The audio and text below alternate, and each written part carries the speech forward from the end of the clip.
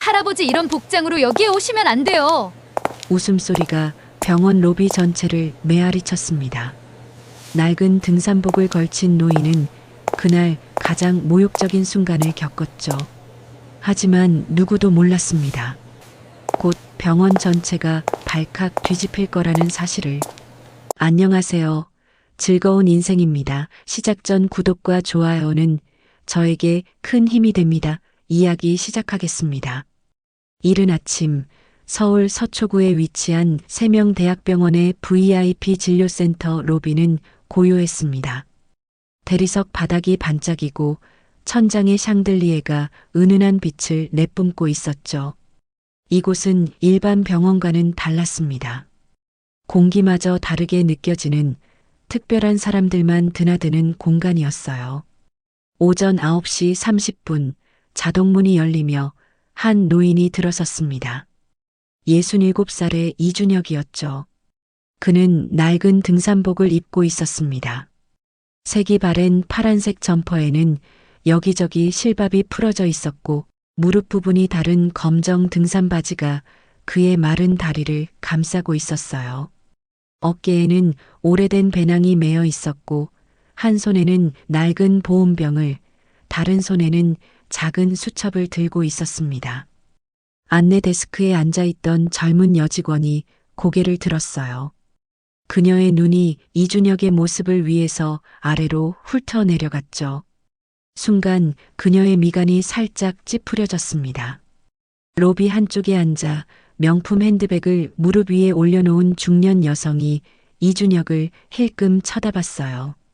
정장을 차려입은 남성 환자도 고개를 돌려 그를 바라봤습니다.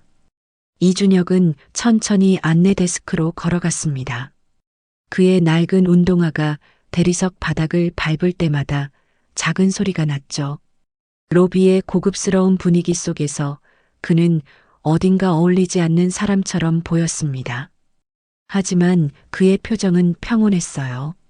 주름진 얼굴에는 잔잔한 미소가 머물러 있었죠. 여기는 VIP 진료센터인데요. 일반 진료는 옆 건물이에요. 직원의 목소리는 차가웠습니다. 그녀는 이준혁이 길을 잘못 찾아온 것이라 생각했죠. 아, 여기 맞습니다. 예약했어요. 이준혁이 조용히 대답했습니다. 그의 목소리는 낮고 부드러웠어요. 직원은 의심스러운 표정으로 컴퓨터 화면을 들여다봤습니다. 손가락이 키보드 위를 빠르게 움직였죠. 이름이 어떻게 되시죠? 직원이 건성으로 물었습니다. 이준혁입니다. 그가 대답했어요. 직원의 눈이 화면을 훑더니 잠시 멈췄습니다. 예약 명단에 그 이름이 있었던 거죠. 아, 예약은 되어 있네요. 직원이 말했습니다. 하지만 그녀의 태도는 여전히 차가웠어요. 그녀는 이준혁의 낡은 옷차림을 다시 한번 쳐다봤습니다. 로비 한쪽에서 속삭이는 소리가 들려왔어요. 저분 여기 오신 거 맞아? 한 환자가 옆 사람에게 작게 물었습니다. VIP 진료센터가 어디 아무나 오는 곳인가? 다른 사람이 고개를 저으며 대꾸했죠. 이준혁은 그 소리를 들었지만 아무런 반응도 보이지 않았습니다. 그저 조용히 서서 직원의 다음 말을 기다렸어요.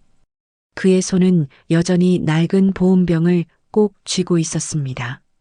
직원은 잠시 망설이더니 동료 직원에게 눈짓을 보냈습니다. 옆자리에 앉아있던 젊은 남자 직원이 고개를 들었죠. 두 사람은 서로 눈빛을 주고받았어요. 이준혁 맞네요. 예약은 있는데. 여직원이 작게 중얼거렸습니다. 그녀의 목소리에는 여전히 의심이 묻어났어요. 저분 여기 오신 거 맞아?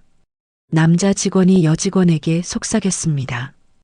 VIP 센터 예약인데 옷차림을 보니 그의 말끝이 흐려졌죠.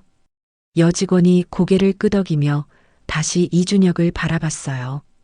그녀의 시선은 그의 낡은 등산복, 색바랜 배낭, 오래된 보온병을 하나하나 훑어 내려갔습니다. 이준혁은 아무 말 없이 조용히 서 있었어요. 그는 직원들의 속삭임을 들었지만 표정 하나 변하지 않았죠. 수십 년을 살아오며 익힌 침착함이었습니다. 그의 주름진 손이 수첩을 가볍게 쥐고 있었어요. 제 차례 되면 불러주세요. 이준혁이 말했습니다. 그의 목소리는 여전히 부드러웠죠. 네. 여직원이 짧게 대답했습니다. 그러더니 잠시 머뭇거리는 듯 하더니 입을 열었어요. 그런데 손님, 여기는 비급여 진료라서 비용이 상당한데 괜찮으시겠어요? 그녀의 질문에는 걱정보다는 의심이 더 많이 담겨 있었습니다. 다른 환자들에게는 하지 않던 질문이었죠. 로비에 앉아있던 환자들이 이 대화를 듣고 있었어요. 한 중년 남성이 신문을 내려놓고 이준혁을 쳐다봤습니다. 명품 옷을 입은 여성은 핸드백을 꼭 쥐며 눈살을 찌푸렸죠. 공기가 무거워졌습니다. 걱정 마세요. 이준혁이 조용히 대답했어요. 충분히 낼 수 있습니다.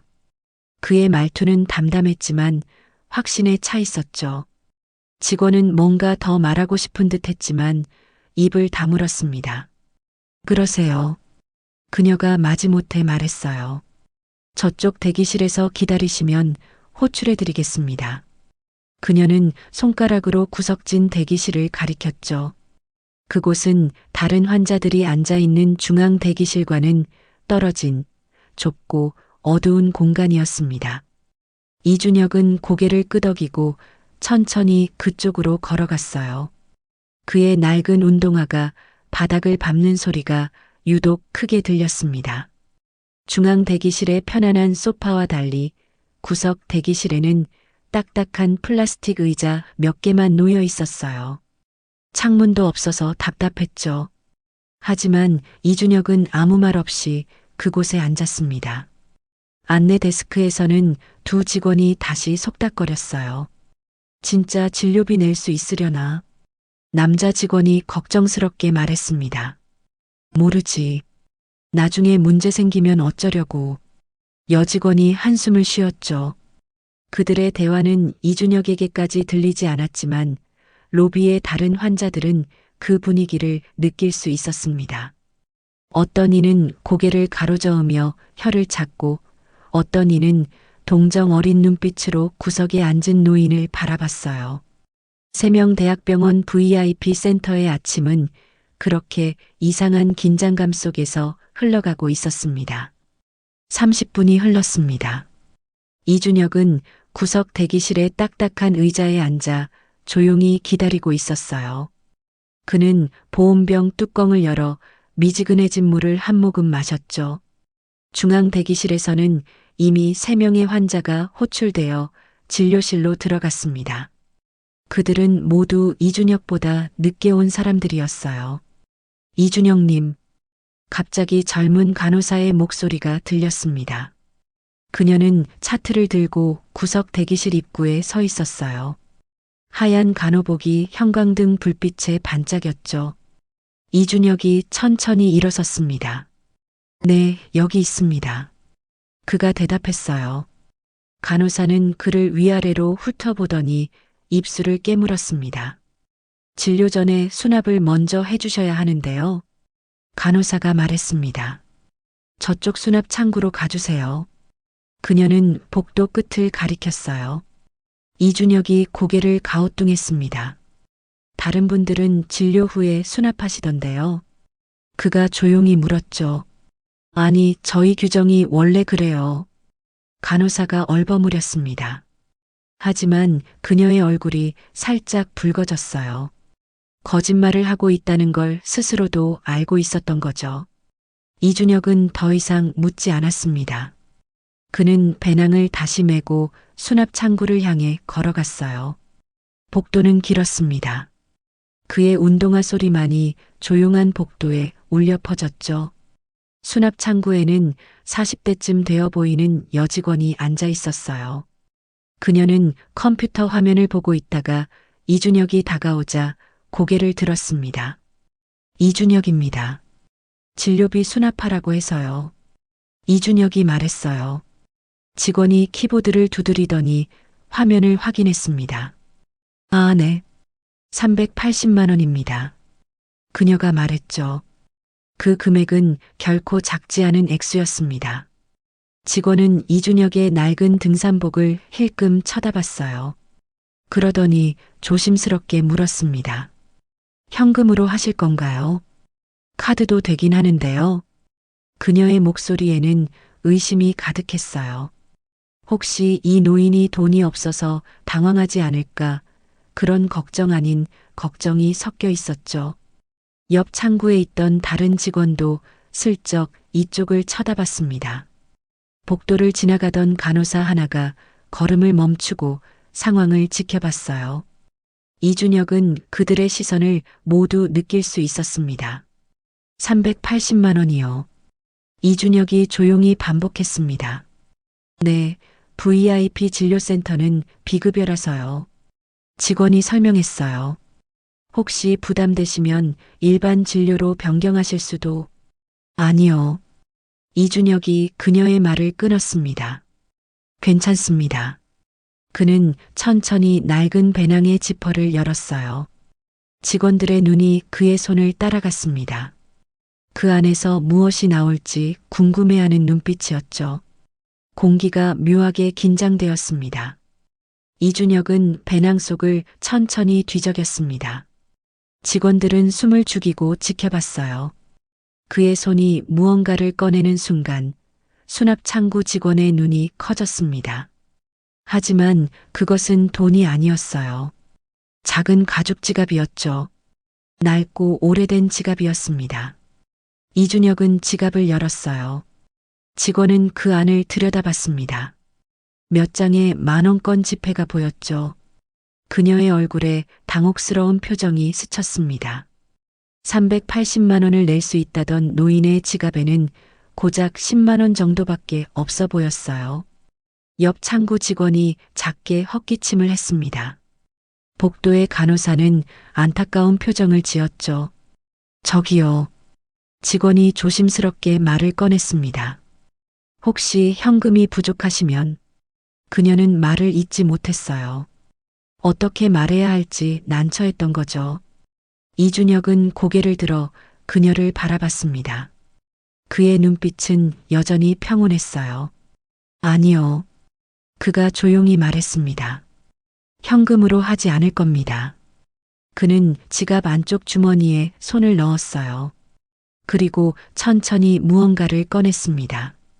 작은 카드 한 장이었죠. 하지만 그것은 평범한 카드가 아니었습니다. 금색 광택이 나는 묵직해 보이는 카드였어요.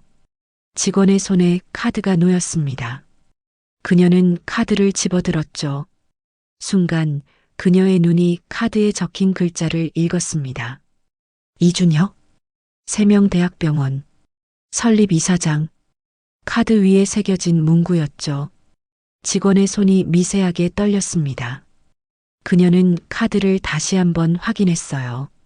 분명했습니다. 이것은 일반 환자의 카드가 아니었죠. 이 이사장님, 직원이 떨리는 목소리로 말했습니다. 옆 창구에 있던 동료 직원이 고개를 휙 돌렸어요. 뭐라고? 그녀가 작게 물었습니다. 이사장님이요. 수납 창구 직원이 반복했죠. 복도에 서 있던 간호사가 급히 다가왔습니다. 그녀도 카드를 보았어요. 얼굴이 하얗게 질렸습니다. 네, 맞습니다. 이준혁이 차분히 말했습니다. 저는 이 병원을 세운 사람입니다. 그의 목소리는 여전히 부드러웠지만 무게감이 실려 있었어요. 오늘은 제 병원의 실제 서비스를 체험하러 왔습니다. 환자로서 말이죠. 그 말에 주변이 조용해졌습니다. 수납 창구 직원의 손이 계속 떨렸어요. 원장님께. 그녀가 다급히 말했습니다. 원장님께 연락해야. 간호사가 황급히 고개를 끄덕이며 복도를 뛰어갔습니다. 그녀의 신발 소리가 복도에 울렸죠. 이준혁은 조용히 창구 앞에 서서 기다렸습니다. 그의 표정에는 분노도 만족감도 없었어요. 그저 담담한 얼굴로 서 있을 뿐이었습니다. 5분도 채 지나지 않아 복도 저편에서 급한 발소리가 들려왔습니다. 병원장 최민석과 진료부장 강수진이 숨을 헐떡이며 달려왔어요. 그들 뒤로는 몇 명의 과장급 직원들도 따라왔죠. 최민석 원장의 얼굴은 창백했습니다. 그는 이준혁을 보자마자 멈춰 섰어요. 이사장님, 최민석이 떨리는 목소리로 말했습니다. 왜 미리 말씀을? 그는 말을 잇지 못하고 이준혁에게 고개를 깊이 숙였어요. 강수진 부장도 허리를 구부렸습니다. 수납창구의 직원들, 복도의 간호사들 모두가 긴장한 표정으로 서 있었죠. 말하면 진짜 모습을 볼 수 없으니까요. 이준혁이 조용히 대답했습니다. 그는 여전히 낡은 등산복을 입고 배낭을 메고 있었어요. 그 모습이 병원장과 대비되어 더욱 묘하게 느껴졌죠. 최민석 원장은 땀을 닦으며 주위를 둘러봤습니다. 직원들의 긴장한 얼굴이 그의 시야에 들어왔어요. 이준혁은 천천히 로비를 둘러봤습니다. 그의 시선이 안내 데스크로, 구석진 대기실로, 수납 창구로 향했죠. 제가 이 병원을 세운 지 35년이 됐습니다. 그가 말했어요. 그의 목소리는 낮았지만 복도 전체에 울려 퍼졌습니다. 그동안 우리 병원의 신조는 무엇이었죠? 모든 환자를 평등하게. 최민석 원장이 작은 목소리로 대답했습니다. 그 말을 들은 직원들의 고개가 일제히 숙여졌어요. 이준혁이 고개를 끄덕였습니다. 그렇습니다. 모든 환자를 평등하게. 그는 안내 데스크를 가리켰어요. 그런데 오늘 저는 옷 때문에 다른 환자와 다르게 취급받았습니다. 안내 데스크의 젊은 여직원이 울먹이기 시작했어요. 그녀는 고개를 들지 못하고 손으로 얼굴을 가렸습니다. 수납 창구 직원도 눈물을 흘렸죠. 이준혁은 그들을 바라봤습니다. 분노보다는 실망이 담긴 눈빛이었어요. 구석진 대기실에 앉혀지고 이준혁이 계속 말했습니다. 진료 전에 선불을 요구받고 제가 돈을 낼 수 있을지 의심받았습니다. 그는 잠시 말을 멈췄어요. 로비가 죽은 듯 조용했습니다. 만약 제가 정말 가난한 노인이었다면 어땠을까요? 그 질문에 아무도 대답하지 못했죠. 최민석 원장이 무릎을 꿇었습니다. 죄송합니다, 이사장님. 제 불찰입니다. 그의 목소리가 떨렸어요. 강수진 부장도 무릎을 꿇었습니다. 다른 직원들도 하나둘씩 허리를 숙였죠. VIP 진료센터 로비는 순식간에 사과의 장으로 변했습니다. 이준혁은 그들을 내려다봤어요. 그의 눈에는 복잡한 감정이 스쳐 지나갔습니다.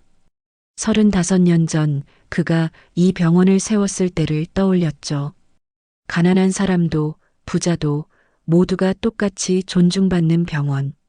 그것이 그의 꿈이었습니다. 하지만 오늘 그 꿈이 지켜지지 않고 있다는 걸 확인한 거예요.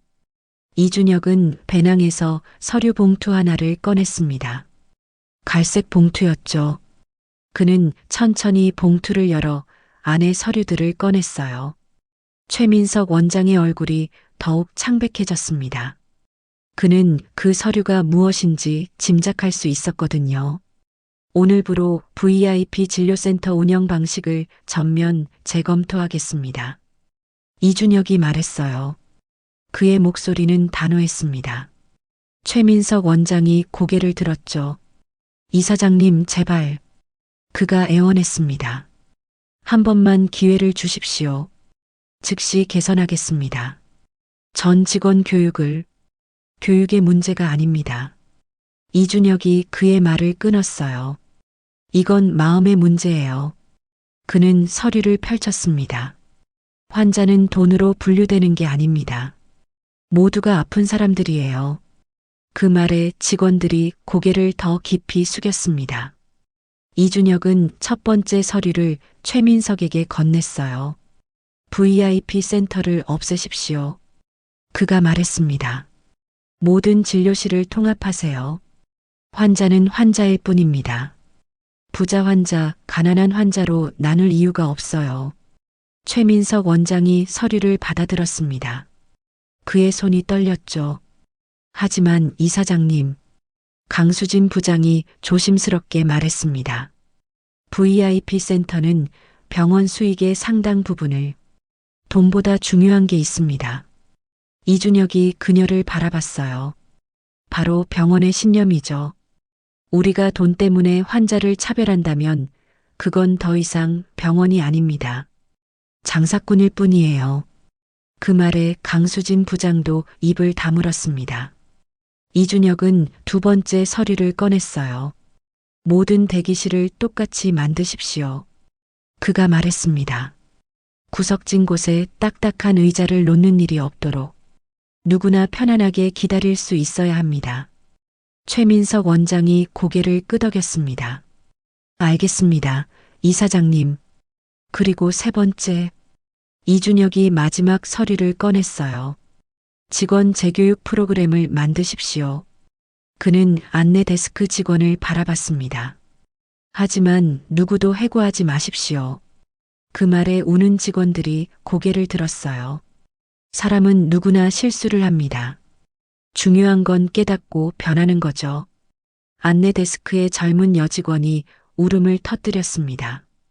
죄송합니다, 이사장님. 정말 죄송합니다. 그녀의 목소리는 흐느낌으로 떨렸어요. 수납 창구 직원도 눈물을 닦으며 고개를 숙였습니다. 복도의 간호사도 손수건으로 눈가를 눌렀죠. 이준혁은 서류들을 모두 최민석 원장에게 건넸습니다. 한 달 안에 이 모든 것을 시행하십시오. 그가 말했어요. 그리고 다시는 환자를 외모로 판단하는 일이 없도록 제가 직접 점검하러 오겠습니다. 최민석 원장이 서류를 두 손으로 받아들었습니다. 반드시 실행하겠습니다, 이사장님. 안내 데스크의 여직원이 천천히 일어섰습니다. 그녀는 떨리는 다리로 이준혁에게 걸어왔어요. 얼굴은 눈물로 얼룩져 있었죠. 이사장님, 그녀가 울먹이며 말했습니다. 정말 죄송합니다. 제가 정말 잘못했습니다. 그녀는 무릎을 꿇으려 했어요. 이준혁이 그녀의 팔을 잡아 일으켜 세웠습니다. 일어나세요. 그가 조용히 말했어요. 사과는 나한테 하는 게 아닙니다. 여직원이 눈물을 흘리며 그를 바라봤죠. 이준혁은 로비를 가리켰습니다. 앞으로 올 환자들에게 하는 거예요. 저 같은 사람이 또 올 수 있습니다. 그때 어떻게 대할 건지 생각해 보세요. 수납 창구 직원도 다가왔습니다. 이사장님, 저도. 그녀가 말했어요. 정말 송구스럽습니다. 이준혁은 고개를 저었습니다. 저는 괜찮습니다. 그가 말했죠. 하지만 저처럼 운이 좋지 않은 사람들은 어떻게 되겠습니까? 정말 가난한 노인이 왔다면, 정말 아픈 사람이 초라한 옷을 입고 왔다면, 그들은 어떤 대우를 받았을까요? 그 질문에 직원들은 대답할 수 없었습니다. 그들은 고개를 숙인 채 눈물을 흘렸어요. 이준혁은 주머니에서 손수건을 꺼냈습니다. 그리고 안내 데스크 직원에게 건넸죠. 오세요. 그가 부드럽게 말했습니다. 울고 나서 다시 시작하면 됩니다. 직원이 손수건을 받아 눈물을 닦았어요. 제가 이 병원을 세운 이유. 이준혁이 말을 이었습니다. 그는 창밖을 바라봤어요. 유리창 너머로 서울의 거리가 보였죠. 돈을 벌기 위해서가 아니었습니다. 모든 사람이 존중받으며 치료받길 바랐어요. 부자든 가난한 사람이든 옷을 잘 입든 못 입든 모두가 환자일 뿐이니까요. 최민석 원장이 고개를 들었습니다. 이사장님의 뜻을 저희가 지키지 못했습니다. 그가 말했어요. 다시는 이런 일이 없도록 하겠습니다. 이준혁은 그를 바라봤습니다. 약속이 아니라 실천이 필요합니다. 그가 말했죠. 한 달 뒤에 제가 다시 오겠습니다. 그때도 이렇게 등산복을 입고 올 겁니다. 강수진 부장이 말했습니다. 준비하겠습니다. 이사장님. 아니요. 이준혁이 고개를 저었어요. 준비하지 마세요. 평소대로 하십시오. 제가 보고 싶은 건 준비된 모습이 아니라 일상의 모습이니까요. 그 말에 직원들이 긴장한 표정을 지었습니다. 이준혁은 배낭을 다시 메었어요. 그리고 천천히 로비를 향해 걸어갔습니다. 직원들이 일제히 허리를 숙여 그를 배웅했죠. 문 앞에서 이준혁이 잠시 멈춰 섰습니다. 그는 뒤를 돌아봤어요. 한 가지만 기억하세요. 그가 말했습니다. 환자는 고객이 아닙니다. 도움이 필요한 사람들이에요. 그리고 그는 병원을 나섰습니다. 그날 오후 세명대학병원은 발칵 뒤집혔습니다. 최민석 원장은 긴급 임원회의를 소집했어요. 이준혁 이사장이 직접 내린 지시사항들이 회의 테이블 위에 놓였죠. VIP 진료센터 폐지, 모든 대기실 평등화, 직원 재교육 프로그램, 각 항목을 읽을 때마다 참석자들의 표정이 굳어갔습니다. 한 달이 흘렀습니다. 세명대학병원은 완전히 달라져 있었어요. VIP 진료센터라는 간판은 사라졌습니다. 그 자리에는 종합진료센터라는 새로운 이름이 걸렸죠. 화려했던 로비는 더 따뜻한 분위기로 바뀌었습니다. 구석에 있던 딱딱한 의자들은 모두 치워졌어요. 모든 대기실에는 똑같이 편안한 소파가 놓였습니다. 무료 음료 코너도 생겼죠. 환자들은 옷차림과 관계없이 똑같은 대우를 받았어요. 안내 데스크 직원들은 누구에게나 미소를 지으며 인사했습니다. 차가운 목소리는 더 이상 들리지 않았죠. 벽에는 새로운 문구가 걸렸습니다. 여기 오신 모든 분은 소중한 환자입니다. 금색 글자로 새겨진 문구였어요. 환자들은 그 문구를 보며 안심했죠. 이곳이 자신들을 존중하는 병원이라는 걸 느낄 수 있었습니다. 정확히 한 달 뒤 이준혁이 다시 나타났습니다. 여전히 낡은 등산복을 입고 배낭을 메고 보온병을 들고 있었어요. 자동문이 열렸습니다. 안내 데스크의 직원이 고개를 들었죠. 그녀는 이준혁을 알아봤습니다. 한 달 전 그날의 여직원이었어요. 어서 오십시오. 그녀가 환한 미소로 말했습니다. 오늘은 어떤 진료를 받으러 오셨나요? 그녀의 목소리는 따뜻했어요. 이준혁은 미소를 지었습니다. 그는 주위를 둘러봤죠. 환자들이 편안하게 앉아 기다리고 있었습니다. 부자도 가난한 사람도 정장을 입은 사람도 평범한 옷을 입은 사람도 모두 똑같은 소파에 앉아 있었어요. 많이 달라졌네요. 이준혁이 조용히 말했습니다. 직원이 고개를 끄덕였어요. 이사장님 덕분입니다. 그녀가 말했죠. 저희가 얼마나 잘못하고 있었는지 깨달았습니다. 이준혁은 그녀의 눈을 바라봤습니다. 진심이 담긴 눈빛이었어요. 오늘은 진료받으러 온 게 아닙니다. 이준혁이 말했어요. 그저 확인하러 왔을 뿐이죠. 여러분이 약속을 지키는지. 직원이 자신 있게 대답했습니다. 천천히 둘러보세요, 이사장님. 저희는 매일 이렇게 일하고 있습니다. 이준혁은 고개를 끄덕이며 병원 안을 걸었어요. 복도를 지나며 그는 변화를 느꼈습니다. 간호사들이 환자들에게 친절하게 말하고 있었어요. 의사들은 시간을 들여 환자의 이야기를 경청했죠. 수납 창구에서는 누구에게나 똑같이 정중한 태도로 응대했습니다. 이준혁의 얼굴에 잔잔한 미소가 번졌어요. 병원을 나서며 이준혁은 하늘을 올려다봤습니다. 가을 하늘이 맑았어요. 그는 보온병 뚜껑을 열어 물을 한 모금 마셨습니다. 35년 전 이 병원을 세웠을 때의 꿈이 다시 살아난 것 같았죠. 진짜 명예는 타이틀이 아니라 사람을 대하는 마음에서 온다는 것. 그것을 직원들이 이제야 깨달은 거예요. 그날 이후 세명대학병원은 서울에서 가장 따뜻한 병원으로 알려졌습니다. 환자들은 옷차림을 걱정하지 않고 찾아왔어요. 모두가 환영받는다는 것을 알았으니까요. 이준혁은 가끔 여전히 등산복 차림으로 병원을 찾았습니다. 하지만 이제 그는 환자가 아니었어요. 직원들의 마음을 확인하러 오는 설립자였죠. 그리고 직원들은 매일 그날의 교훈을 기억하며 일했습니다. 사람의 가치는 외모가 아니라 그를 대하는 우리의 마음에서 결정된다는 것을 말이에요.